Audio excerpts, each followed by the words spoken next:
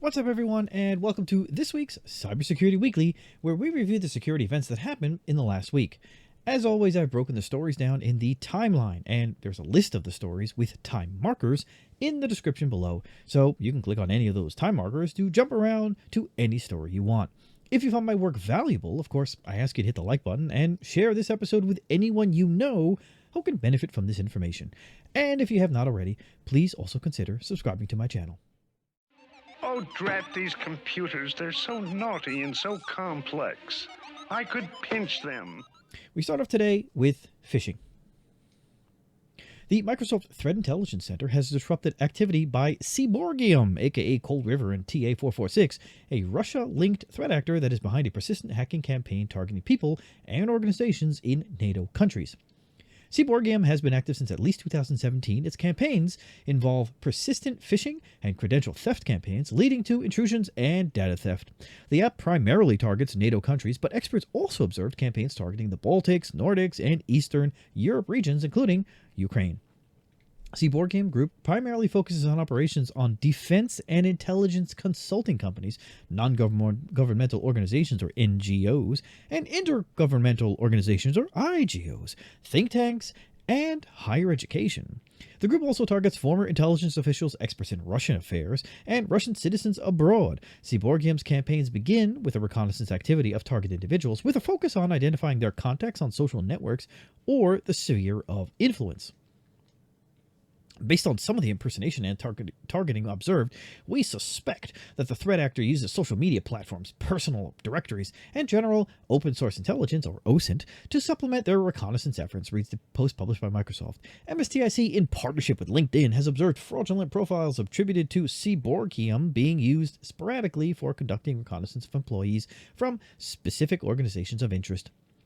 Threat actors used fake identities to contact target individuals and start a conversation with them to build a relationship and trick them into opening an attachment sent via phishing messages. The phishing messages used PDF attachments, and in some cases they involved links to a file or document hosting services or to OneDrive accounts hosting the PDF documents.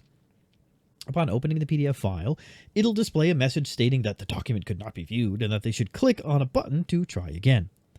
Clicking the button, the victim is redirected to a landing page running phishing frameworks such as Evil Jinx that displays the sign-in page for a legitimate provider and intercepts any credentials. After the credentials are captured, the victim is redirected to a website or document to avoid raising suspicion.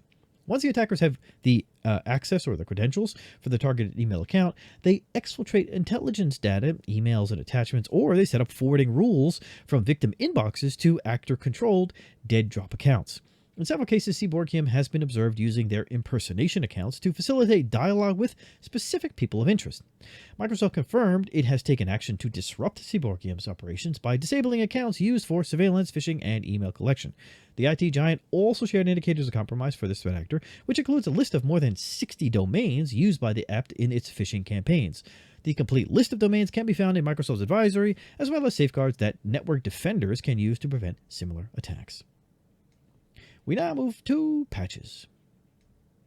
Cisco Secure Web Appliance, formerly Secure Web Appliance WSA, offers protection from malware and web-based attacks and provides application visibility and control until it itself is vulnerable to an attack. Cisco has addressed a high-severity escalation of privilege vulnerability, tracked to CVE 2022-20871, that resides in the web management interface of Async OS for Cisco Secure Web Appliance. A vulnerability in the web management interface of Cisco Async OS for Cisco Secure Web Appliance, formerly Cisco Web Security Appliance, could allow an authenticated remote attacker to perform a command injection and elevate privileges to root. Reads the advisory published by the IT giant. This vulnerability is due to insufficient validation of user-supplied input for the web interface. An attacker could exploit this vulnerability by authenticating to the system and sending a crafted HTTP packet to the affected device. A successful exploit could allow the attacker to execute arbitrary commands on the underlying operating system and elevate privileges to root. To successfully exploit this vulnerability, an attacker would need at least read-only credentials. The root cause of the flaw is that user-supplied input to the web interface is not sufficiently validated. An attacker can trigger the flaw by authenticating to the system and sending a crafted HTTP packet to the vulnerable device. Safari 15.6.1 for macOS Big Sur and Catalina addressed an actively exploited zero-day vulnerability tracked to CVE 2022-32893. The flaw is an out-of-bounds write issue in WebKit, and the IT giant, another IT giant, woo, there are tons of them, fixed it with improved bounds checking. The exploitation of this vulnerability may lead to arbitrary code execution. According to the advisory, threat actors could exploit the flaw by tricking victims into visiting a maliciously crafted web URL or accessing web content. Apple confirmed that this issue may have been actively exploited by threat actors in the wild, but it did not provide details about the attacks. Processing maliciously crafted web content may lead to arbitrary code execution. Apple is aware of a report that this issue may have been actively exploited, reads the advisory. The vulnerability was reported by an anonymous researcher. A couple days ago, Apple also addressed the same issue for macOS Monterey and iPhone iPad OS. The vulnerability has been fixed with the release of iOS 15.6.1, iPadOS 15.6.1, and macOS Monterey 12.5.1. The iOS and iPadOS updates are available for iPhone 6s and later, iPad Pro all models, iPad Air 2 and later, iPad 5th generation and later, iPad Mini 4 and later, and iPad Touch 7th generation. Oh, looks like we're onto the other side of the coin with Apple and the other systems that they fixed. Apple, this week, released security update for iOS, iPadOS, and macOS platforms to address 2 zero-day vulnerabilities exploited by threat actors. Apple did not share the details about these attacks. The 2 flaws are CVE 2022-32893, an out-of-bounds issue in WebKit, which an attacker can trigger the flaw by tricking target devices into processing maliciously crafted web content to achieve arbitrary code execution. Apple is aware of a report that this issue may have been actively exploited. Then the CVE 2022-32894, an out-of-bound issue in the OS kernel that could be exploited by a malicious application to execute arbitrary code with the highest privileges. The vulnerabilities have been fixed with the release of iOS 15.6.1, iPadOS 15.6.1, and macOS Monterey 12.5.1. The iOS and iPadOS updates are available for iPhone 6s and later, the iPad Pro, all models, iPad Air, blah, blah, blah, blah. Google this week released security updates to address a dozen vulnerabilities in its Chrome browser for desktops, including an actively exploited high-severity zero-day flaw in the wild. The actively exploited flaw, tracked to CVE 2022-2856, is an insufficient validation of untrusted input in intents. The flaw was discovered by Ashley Shen and Christian Rozelle of Google Threat Analysis Group on July 19, 2022. Google is aware that an exploit for CVE 2022-2856 exists in the wild, reads the advisory published by Google. Hey, they're not calling themselves an IT giant. Woo-hoo! Google did not share technical details about the issue to prevent further exploitation in the wild. The IT giant also fixed a critical issue tracked to CVE 2022-2852, which is used after free in FEDCM. This issue was reported by Google Project Zero researcher Sergey Glazunov on August 2nd, 2022. Users should update to version 104.0.5112.101 for macOS and Linux and 104.0.5112.102/101 for Windows. Zoom last week released macOS updates to fix 2 high-severity flaws in its macOS app that were disclosed at the DEF CON conference. Technical details of the vulnerabilities were disclosed at the DEF CON conference by security researcher Patrick Wardle. In his talk, the expert explored Zoom's macOS application to uncover several critical security vulnerabilities that can be exploited by a local, unprivileged attacker to achieve root access to the device. Wardle demonstrated that an attacker could hijack the update mechanism to downgrade the software to an older version that is known to be affected by vulnerabilities. The experts pointed out that macOS users are not prompted for their admin passwords when Zoom is updated because the auto-update feature is enabled by default. Wardle, who is the founder of the Objective-C Foundation, a nonprofit that provides free and open-source macOS security resources, showed at DEF CON how a local, unprivileged attacker could exploit vulnerabilities in Zoom's update process to escalate privileges to root. In this talk, we'll explore Zoom's macOS application to uncover several critical security flaws that provided a local, unprivileged attacker a direct and reliable path to root, Wardle explained. The first flaw presents itself subtly in a core cryptographic validation routine, while the second is due to a nuanced trust issue between Zoom's client and its privileged helper component. Wardle demonstrated that a local attacker abusing the auto-update process and leveraging a cryptographic issue related to insecure update package signature validation can install an update package. Zoom addressed some related vulnerabilities in the past months, but Wardle explained that he was still able to exploit them in his attack. The day after the talk, the company released client for meetings for macOS 5.11.5 that fixed the auto-update process vulnerability CVE 2022-28756. The company also announced version 5.11.3, which addresses the packet signature validation issue CVE 2022-28751. We now move on to attacks, vulnerabilities, and updates. The U.S. Cybersecurity and Infrastructure Security Agency added a critical SAP vulnerability tracked to CVE 2022-22536 to its Known Exploited Vulnerabilities Catalog a few days after researchers shared details about the issue at the Black Hat and DEF CON hacker conferences.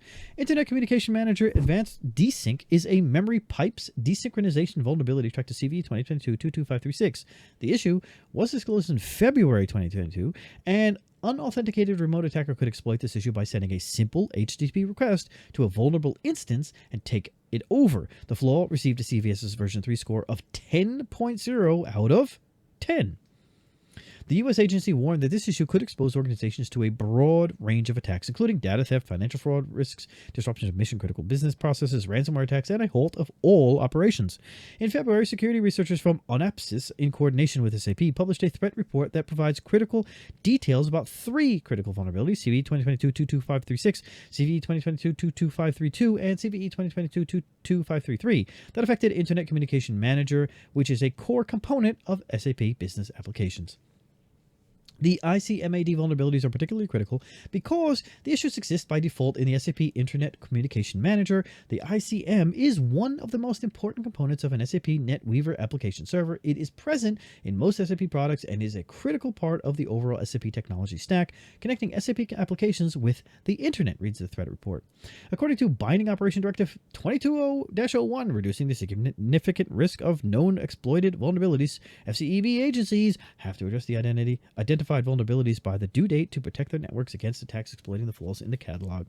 And of course, last week, ONAPSIS researcher Martin Doyenard shared details of the issue at the Black Hat conference on August 10th, and at the DEF CON conference on August 13th, the expert presented how to exploit inter-process communication in SAP's HTTP server. In May, Amazon fixed a high-severity vulnerability in its Ring app for Android that could have allowed a malicious app installed on a user's device to access sensitive information and camera recordings. The Ring app allows users to monitor video feeds from multiple devices, including security cameras, video doorbells, and alarm systems. The Android application has been downloaded over 10 million times. Researchers from security firm Checkmarks discovered a vulnerability which was implicitly exported in the Android manifest, and for this reason, it was accessible to other applications on the same device. These other applications could be malicious applications that users could be convinced to install, reads the post published by the researchers. This activity would accept, load, and execute web content from any server as long as the intents destination URI contained the string /better neighborhoods. An attacker could use a rogue app to obtain the user's authorization token, then can use it to extract the session cookie by sending this information to the endpoint, ring.com/mobile-authorized, along with the device's hardware ID. This payload redirects the web view to the malicious web page, which can access the native bridge get token JavaScript interface that grants access to an authorization token, which can then be exfiltrated to an attacker-controlled server, continues the post. This token is a Java web token, which is insufficient to authorize calls to Ring's multiple APIs. The authorization is enforced using an rs_session cookie. However, this cookie can be obtained by calling the ring.com mobile authorized endpoint with both a valid authorization token plus the corresponding device's hardware ID. Once obtained, or once the cookie is obtained, the attacker can access to the victim's account and personal data associated with the account, i.e. full name, email address, phone number, and geolocation information. The Cyber Reason Global Security Operations Center team analyzed a cyber attack that involved the Bumblebee loader and detailed how the attackers were able to compromise the entire network. Most Bumblebee infections started by users executing link files, which use a system binary to load the malware. The malware is distributed through phishing messages using a malicious attachment or a link to the malicious archive containing Bumblebee. After initial execution, Bumblebee was used to perform post-exploitation activities, including privilege escalation, reconnaissance, and credential theft.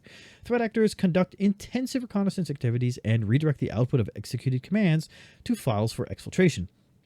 Bumblebee has been active since March 2022 when it was spotted by Google's threat analysis group. Experts noticed that the cybercriminal groups that were previously using the Bazaar loader or Baza loader and Iced ID as part of their malware campaigns switched to the Bumblebee loader.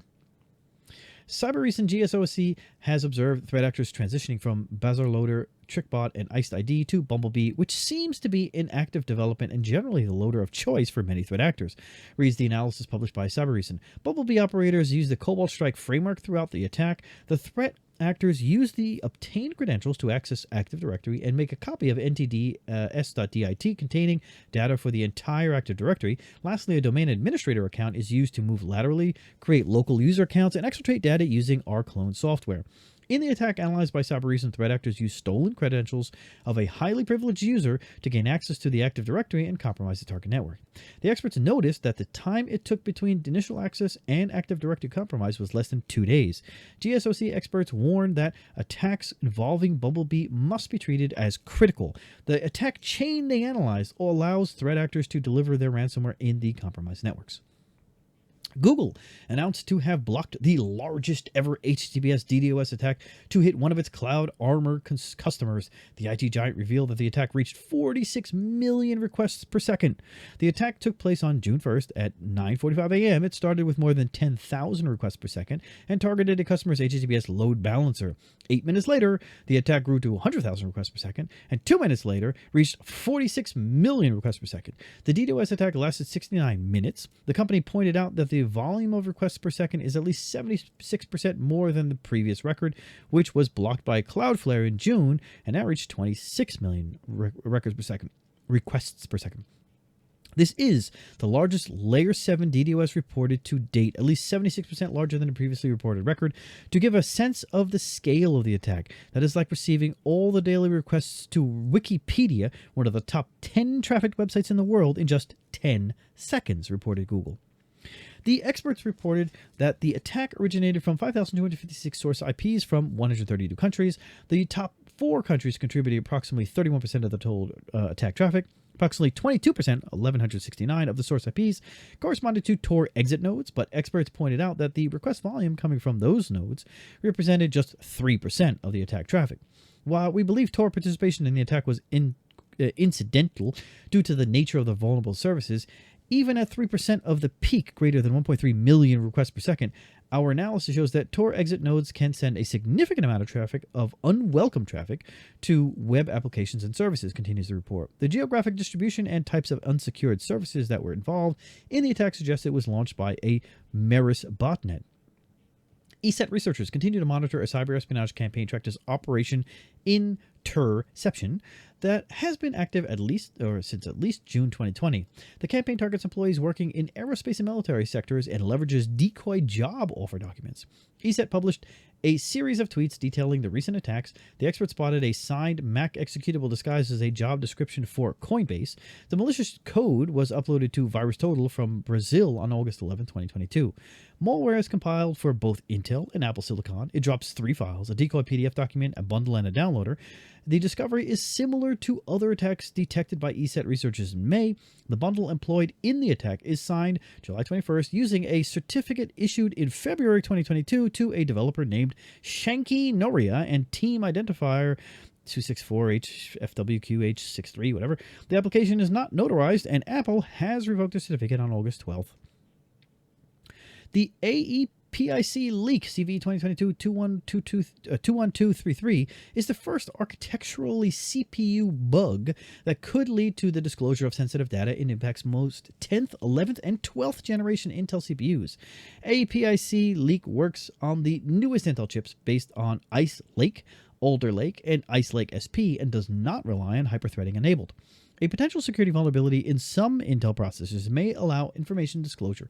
Intel is releasing firmware updates to address this potential vulnerability, reads the advisory published by Intel. Hey, they're not saying they're a giant. Improper isolation of shared resources in some Intel processors may allow a privileged user to potentially enable information disclosure via local access.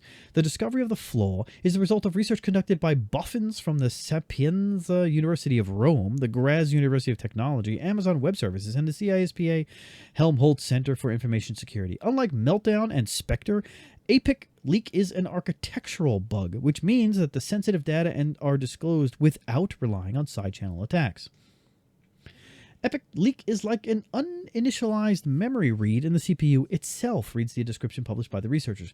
A privileged attacker, administrator, or root is required to access ＡPIC MMIO, thus most systems are safe from ＡPIC Leak. However, systems relying on SGX to protect data from privileged attackers would be at risk, thus have to be patched.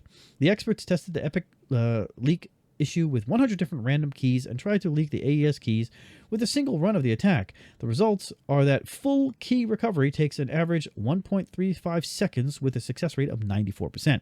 The flaw enables an attacker with permissions to execute privileged native code on a target machine to extract the private keys, and worse, defeat attestation, a cornerstone of the security primitives used in SGX to ensure the integrity of code and data. The researchers also proposed several firmware and software mitigations that would prevent ＡPIC Leak from leaking sensitive data or completely prevent ＡPIC Leak. Intel has already released firmware updates to address the flaw. The experts published a video demo to show how an attacker can disclose data from a protected SGX enclave. South Staffordshire Water has issued a statement confirming the security breach. The company pointed out that the attack did not impact the safety and water distribution systems. South Staffordshire Water plc, known as South Staffs Water, is a UK water supply company owned by a privately owned utilities company serving parts of Staffordshire, the West Midlands, as well as small areas of surrounding counties in England. South Staffordshire Water plc is part of South Staffordshire plc. This incident has not affected our ability to supply safe water, and we can confirm we are still supplying safe water to all of our Cambridge Water and South Staffs Water customers, reads the statement published by the company. This is thanks to the robust systems and controls over water supply and quality we have in place at all times, as well as the quick work of our teams to respond to this incident and implement the additional measures we have put in place on a precautionary basis. South Staffordshire Water reassures customers that the cyber attack will not cause an extended outage. The company is investigating the incident and is working closely with the relevant government and regulatory authorities. The Clop ransomware gang claimed responsibility for the attack and added the name of the utility to its Tor leak site. The ransomware gang claims to be able to impact the operations and the safety of the water supply. The gang also claims to have stolen 5 terabytes of data from the company. The ransomware group has already published a sample of the stolen data that includes passports, ID cards, and images of SCADA systems. We are aware of reports in the media that Thames Water is facing a cyber attack. We want to reassure you that this is not the case, and we are sorry if the reports have caused distress, reads the statement from Thames Water.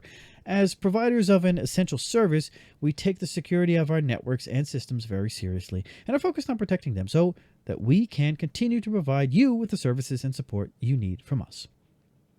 Russia-linked Gamaredon APT group, aka Shuckworm, Actinium, Armageddon, Primitive Bear, and Trident Ursa targets Ukrainian entities with PowerShell InfoStealer malware dubbed Gamalode, Symantec warns. The Computer Emergency Response Team of Ukraine confirmed the ongoing cyber espionage campaign. Symantec and Trend Micro first discovered the Gamaredon group in 2015, but evidence of its activities has been dated back to 2013. The group targeted government and military organizations in Ukraine. The recent wave of attacks began on July 15th and was ongoing as recently as August 8th, 2022. The downloading of the XML file onto victim networks was followed by the execution of a PowerShell stealer. We saw 3 versions of the same PowerShell stealer appear on the one system, reads the analysis published by Symantec. It's possible the attackers may have deployed multiple versions of the stealer, which were all very similar, as an attempt to evade detection. The files were hosted on a subdomain known to be associated with Shuckworm activity since May 2022. The final payload deployed by the attackers is a PowerShell stealer malware dubbed Gamalode.ps1 version 2. In some cases, attackers also delivered 2 backdoors named Gidomi and Terado, which are known to be part of the Gamaredon arsenal. Terado is a multi-stage Visual Basic script backdoor designed to collect sensitive information or maintain access to compromised machines. It is distributed in a spear phishing campaign with a weaponized office document that appears to be designed to lure military personnel. As the Russian invasion of the Ukraine approaches the 6-month mark, Shockworm's long-time focus on the country appears to be continuing unabated. That this recent activity continues even after CERT UA documented it shows that fear of exposure does not deter the group from its activities, concludes the report. While Shockworm is not necessarily the most tactically sophisticated espionage group, it compensates for this in its focus and persistence in relentlessly targeting Ukrainian organizations. The notorious Grandoreiro banking Trojan was spotted in recent attacks targeting employees of a chemicals manufacturer in Spain and workers of automotive and machinery makers in Mexico. The malware has been active in the wild since at least 2017 and remains one of the most significant threats of its kind for Spanish-speaking users. The recent campaign spotted by analysts at Zscaler started in June 2022 and is still ongoing. It involves the deployment of a Grandoreiro malware variant featuring several new features to evade detection and anti-analysis, as well as a revamped command and control system. The infection chain begins with an email pretending to originate from the Attorney General's Office of Mexico City or the Spanish Public Ministry, depending on the target. The message topic revolves around state refunds, notices of litigation changes, cancellation of mortgage loans, and more. The email contains a link redirecting victims to a website that drops a zip archive. That file encloses the Grandoreiro loader module masqueraded as a PDF file to trick the victim into launching it. Once this happens, a Delphi payload is fetched from a remote HTTP file server in the form of a compressed 9.2 megabyte zip and is extracted and executed by the loader. During that stage, the loader gathers system information, retrieves a list of installed AV programs, cryptocurrency wallets, and e-banking apps, and sends them to command and control server. The final payload, signed with a certificate stolen from Asus Tech, assumes an inflated size of 400 megabytes through the method of binary padding to evade sandbox analysis. In one case, highlighted by security analyst Ankit Anubhav on Twitter, Grandoreiro even asked the victim to solve a CAPTCHA to run on the system, which is another attempt to evade analysis. Finally, persistence between reboots is maintained by adding 2 new registry keys, setting Grandoreiro to launch at system startup. Sonatype researchers have discovered a new PyPI package named SecretsLib that drops fileless crypto miner to the memory of Linux machine systems. The package describes itself as secrets matching and verification made easy. It has a total of 93 downloads since August 6, 2020. Sonatype has identified a SecretsLib PyPI package that describes itself as secrets matching and verification made easy, reads the post published by the experts. On a closer inspection, though, the package covertly runs crypto miners on your Linux machine in memory directly from your RAM, a technique largely employed by fileless malware and cryptors. The package fetches a Linux executable from a remote server and executes it to drop an ELF file, memfd, directory in memory. It is a Monero crypto miner likely created via memfd_create system call. Linux syscalls like memfd create enable programmers to drop anonymous files in RAM as opposed to writing the files to disk. Because the intermediate step of outputting the malicious file to the hard drive is skipped, it may not be as easy for antivirus products to proactively catch fileless malware that now resides in the system's volatile memory. Although the task is certainly not impossible, continues the analysis. Moreover, since SecretsLib package deletes TOX as soon as it runs, and the crypto mining code injected by TOX resides within the system's volatile memory, aka RAM, as opposed to the hard drive, the malicious activity leaves little to no footprint and is quite invisible in a forensic sense. It is interesting to note that threat actors behind the SecretsLib used the name of an engineer working for Argonne National Laboratory, an Illinois-based science and engineering research lab operated by UChicago Argonne LLC for the U.S. Department of Energy. We now move on to other security news. Undersecretary for Digital Transformation Lucas Ilves announced that Estonia was hit by the most extensive wave of DDoS attacks it has faced since 2007. The DDoS attacks targeted both public institutions and private sector. The pro-Russia hacker group Killnet claimed responsibility for the attacks. Estonia refers to a movement by the government of Estonia to facilitate citizens' interactions with the state through the use of electronic solutions.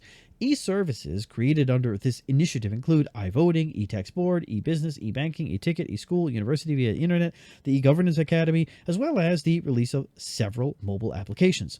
The head of Estonia's computer emergency response team, Tonu Tamer, told AFP the attacks hit the websites of local authorities, including the police and the government.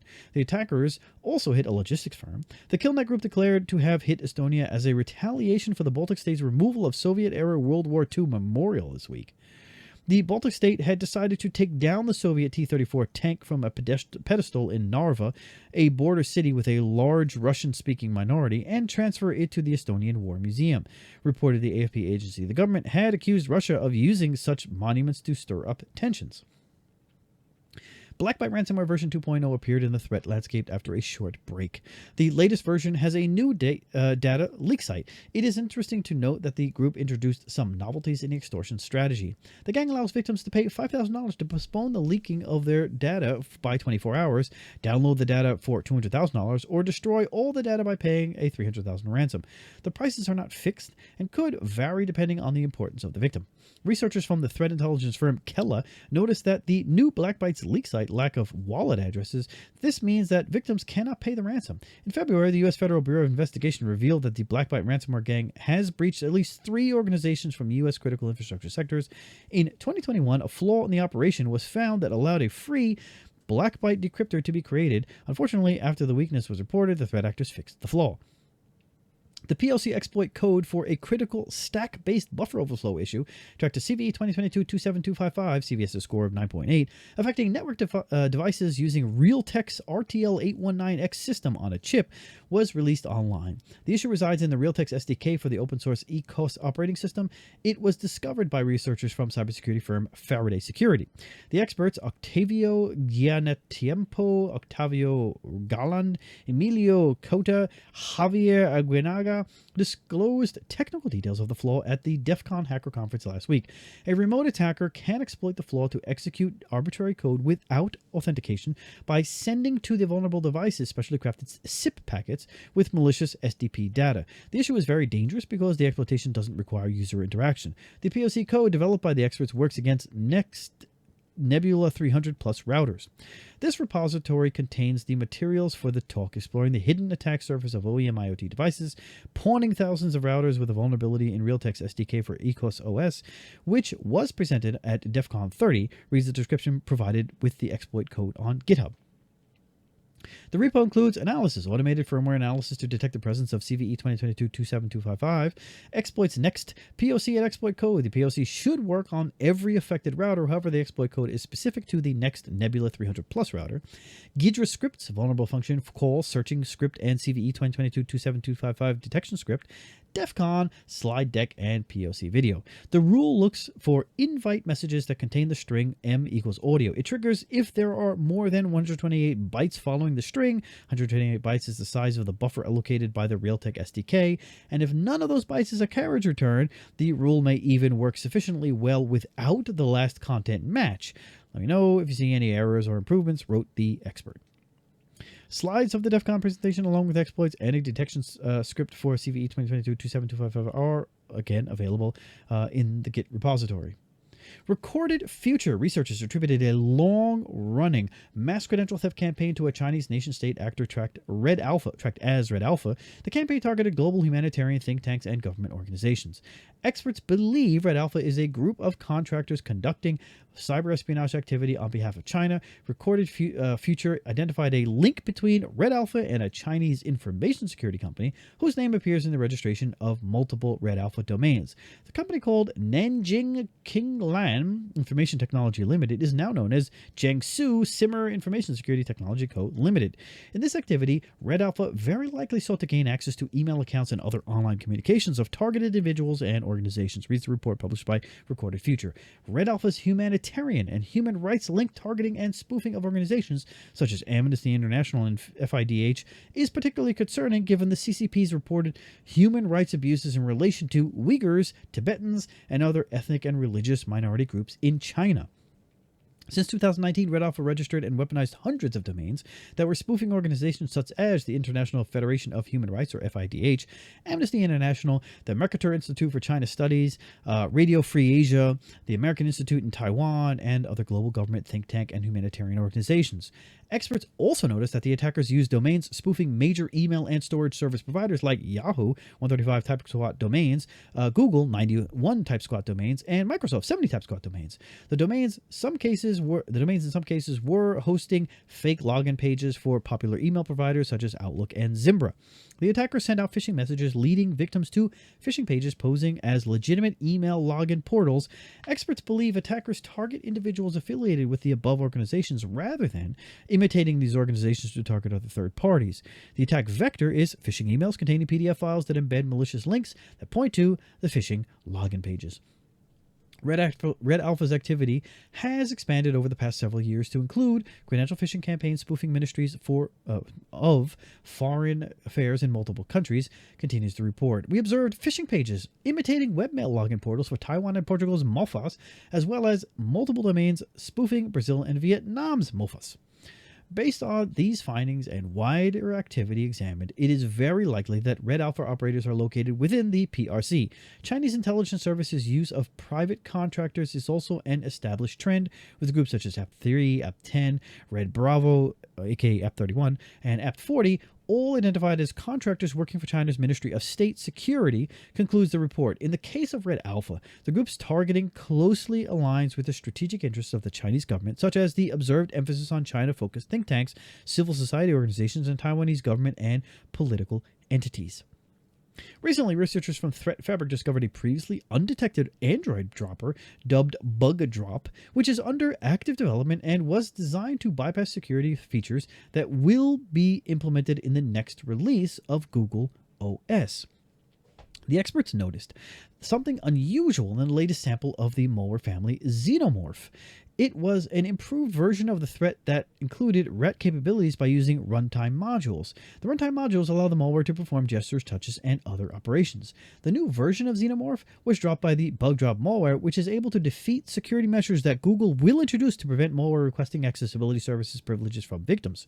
The dropper was developed by a cybercriminal group known as Hadoken Security, which is the same threat actor that is behind Xenomorph and Gym-dropped Android malware.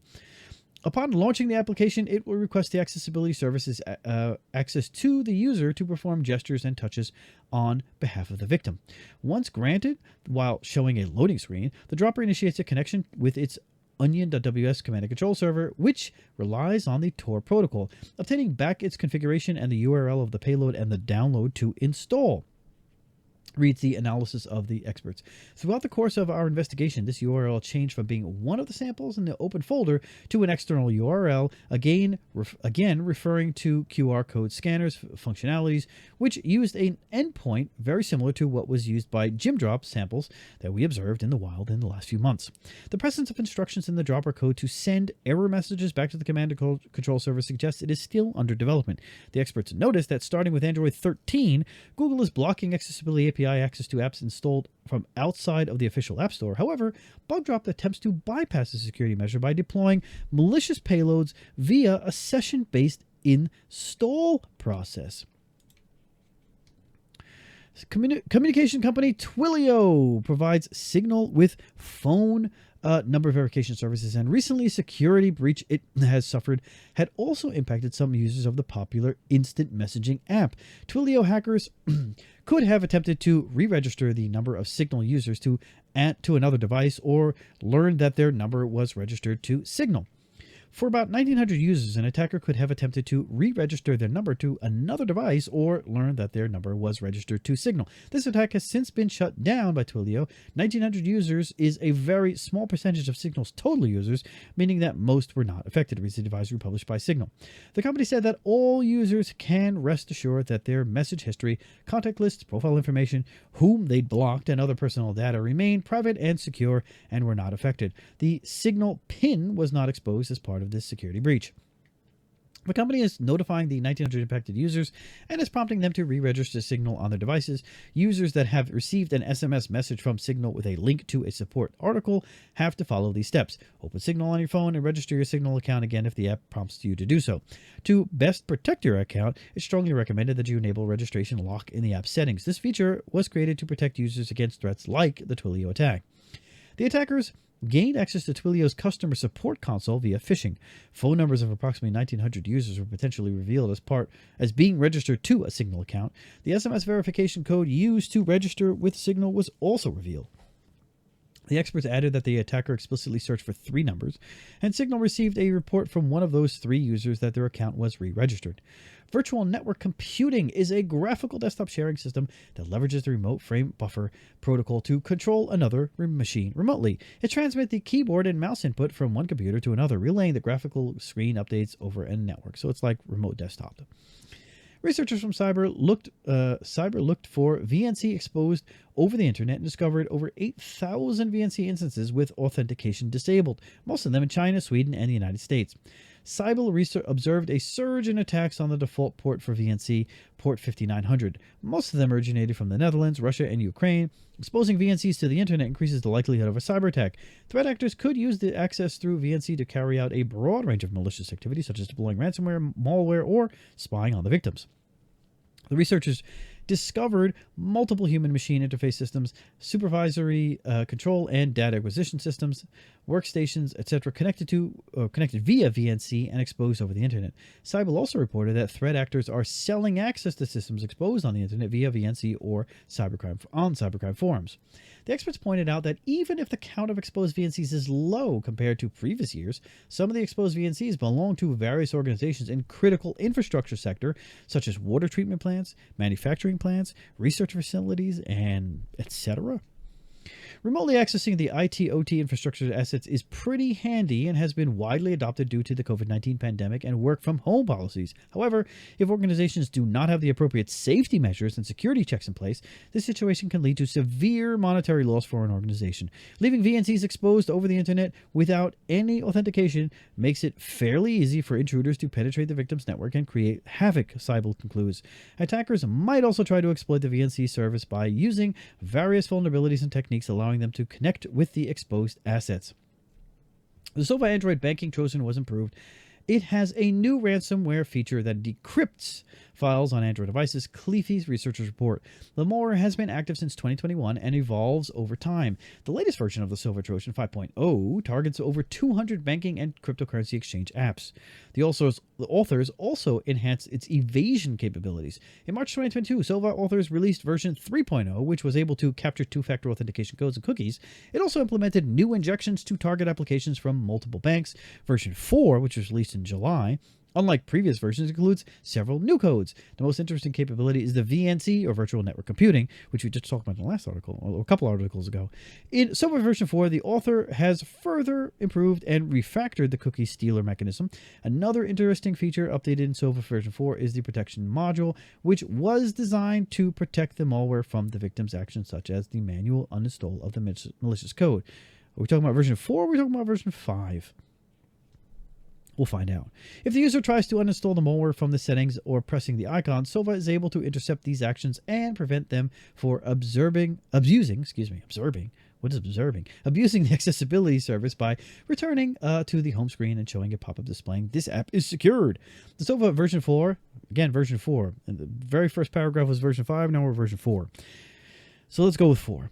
The SOVA version 4 also includes a new module designed to target the Binance Exchange and the Trust Wallet, official crypto wallet of Binance. The module allows operators to obtain different information, including the balance of the account, the history of the actions performed by the victim, and the seed phrase to access the crypto wallet. Aha! Now we're at version 5. Version 5 was completely refactored and new features and changes were added, including the communications between the malware and the command and control server. Experts noticed that the VNC module has yet to be integrated into the latest version. The most interesting feature added in SOVA version 5 is the ransomware module, which was already announced in the roadmap for September 2021. They have a roadmap. Trend Micro researchers uncovered a new campaign conducted by China-linked threat actor Iron Tiger that employed a backdoored version of the cross-platform messaging app MimiChat app to infect Windows, Mac, and Linux systems. The Iron Tiger app is active since at least 2010 and targeted organizations in APAC, but since 2013, it is attacking high-technology targets in the U.S. Since 2010, it's 12 years, they've not been caught. Trend Micro experts discovered a server hosting both a HyperBro sample and a malicious macOS executable named R-Shell. While HyperBro is a malware family that is associated with F-27 operations, the macOS sample appears to be a new malware family targeting the macOS operating system. The researchers also found samples compiled to infect Linux systems. We noticed that a chat application named Mimi retrieved the R shell executable, an app we came across recently while investigating threat actor Earth Berberoka. The noticed Iron Tiger controlling the servers hosting the app installers of Mimi, suggesting a supply chain attack, reads the analysis published by Trend Micro. Further investigation showed that Mimi chat installers have been compromised to download and install Hyperbro samples for the Windows platform and R shell samples for the macOS platform. The Chinese hackers compromised the installers of the chat application Mimi, and the malicious code was used to download and install Hyperbro samples for the Windows operating system and R shell for Linux and macOS. This appears as a supply chain attack because the Iron Tiger app compromised the server hosting the legitimate installers for this Mimi chat application. The R shell executable is a standard backdoor that allows operators to collect OS information and send it to the command and control server, receive commands from the command and control server, and send command execution results back to the command and control server. The experts noticed that running the DMG installer on a macOS system, the user is displayed several warnings before the backdoored app is installed, such as an alert about an unverified developer. Both the legitimate and the backdoored versions of the installer were unsigned. This implies that Mac users that want to install Mimi Chat were probably used to all these extra steps to finally install it and ignore the warnings. This is the first time the attackers attempted to target macOS alongside Windows and Linux systems. Experts found 13 different systems affected by this campaign. 8 were compromised with Shield, 6 in Taiwan, 1 in the Philippines, and 1 being in Taiwan and the Philippines. The remaining ones were infected with Hyperbro, 4 in Taiwan and 1 in the Philippines. The timeline of the campaign is June 2021. Oldest Linux R shell sample found. November 2021. Threat actor modified version 2.2.0 of Windows Mimi Chat installer to download and execute Hyperbro backdoor. May 2021. Threat actor modified version 2.3.0 of Mac OS Mimi Chat installer to download and execute R shell backdoor. The U.S. Cybersecurity Infrastructure Security Agency and the Federal Bureau of Investigation have published a joint advisory to warn of Zeppelin ransomware attacks. The Zeppelin ransomware first appeared on the threat landscape in November 2019. So what is that, 2-3 years ago?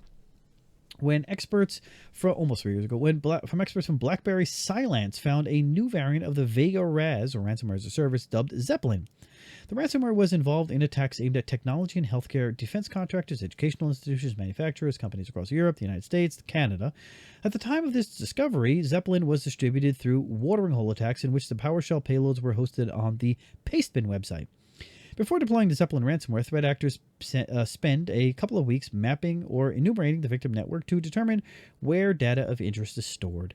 The ransomware can be deployed as a DLL or exe file or contained within a PowerShell loader. Zeppelin actors request ransom payments in Bitcoin. They range from several $1,000s to over $1 million. The group uses multiple attack vectors to gain access to victim networks, including RDP exploitation, sonic wall, firewall vulnerabilities exploitation, and phishing attacks. The threat actors also implement a double extortion model, threatening to leak stolen files in case the victims refuse to pay the ransom. Zeppelin is typically deployed as a DLL or exe file within the PowerShell loader. To each encrypted file, it appends a randomized 9-digit hexadecimal number as an extension. A ransom note is dropped on the compromised systems, usually on the desktop. The FBI has observed instances where Zeppelin actors executed their malware multiple times within a victim's network, resulting in the creation of different IDs or file extensions for each instance of an attack. This results in the victim needing several unique decryption keys, reads the joint advisory. The U.S. agencies recommend not paying the ransom because there is no guarantee to recover the encrypted files, and paying the ransom will encourage the illegal practice of extortion. The alert also included indicators of compromise along with MITRE attack techniques for this threat. The FBI also encourages organizations to report any interactions with Zeppelin operators, including logs, Bitcoin wallet information, encrypted file samples, and decrypted files. To mitigate the risks of ransomware attacks, organizations are recommended to define a recovery plan, implement multi-factor authentication, keep all operating system software and firmware up to date, enforce a strong passwords policy, segment networks, disable unused ports and services, audit user accounts and domain controllers, implement a least privileged access policy, review domain controllers, servers, workstations, and active directories, maintain offline backups of data, and identify, detect, and investigate abnormal activity and potential traversal of the indicated ransomware with a networked monitoring tool. The FBI is seeking any information that can be shared, to include boundary logs showing communication to and from foreign IP addresses, a sample ransom note, communications with Zeppelin actors, Bitcoin wallet information, decryptor files, and or a benign sample of the encrypted file, concludes the alert. The state-backed Russian cyber-espionage group Cozy Bear has been particularly prolific in 2022, targeting Microsoft 365 accounts in NATO countries and attempting to access foreign policy information. Microsoft 365 is a cloud-based productivity suite, in case you didn't know, predominantly used by business and enterprise entities, facilitating collaboration, communication, data storage, email, office, and more. Mondiat, who has been tracking the activities of Cozy Bear, aka App29, and Nobelium, reports that the Russian hackers have been vigorously targeting Microsoft 365 accounts in espionage campaigns. The researchers warn that the Russian group continues to demonstrate exceptional operational security to prevent analysis from discovering and exposing their attack methods. Microsoft 365 users on a higher grade E5 license enjoy a security feature named Purview Audit, formerly Advanced Audit. When enabled, this feature logs user agents, IP addresses, timestamps, and usernames each time an email is accessed independently of the program, Outlook, browser, Graph, API. Stealthy network intruders like App29 would rather not have their movements traced and logged, so to evade audits on compromised accounts, the hackers disable the Purview Audit feature on a targeted user before they even touch their mail folders. This is a critical log source to determine if a threat actor is accessing a particular mailbox, as well as to determine the scope of exposure, warns Mondiat in an App29 white paper. It is the only way to effectively determine access to a particular mailbox when the threat actor is using techniques like application impersonation or the Graph API. Mondiat's second interesting finding is App29 taking advantage of the self-enrollment process for multi-factor authentication in Azure Active Directory. When users attempt to log into a domain with self-enrollment policies for the first time, Windows will prompt them to enable multi-factor authentication on the account. The Russian hackers performed brute force attacks on usernames and passwords of accounts that had never logged into the domain and enrolled their devices in MFA. Activating MFA fulfills the relevant security prerequisites for using the compromised organization's VPN infrastructure, so App29 is free to roam on the breached network. Finally, Mondiat observed the threat group using Azure virtual machines via compromised accounts or by purchasing the service to hide their trace. And that's it. That's the news. Thanks for watching. Don't forget to share and subscribe if you haven't already. Smash the bell if you haven't already. And I'll see you on the next episode. Take care.